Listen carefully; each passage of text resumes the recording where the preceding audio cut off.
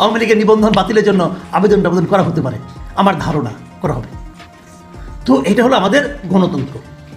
গণতন্ত্রে আমরা কি বলি, যে সকলের সমান অধিকার, সেই সমান অধিকারকে নিশ্চিত করা যাচ্ছে। কাকে গ্রহণ করব, কাকে বর্জন করব, এই একটা কেবলমাত্র জনগণের।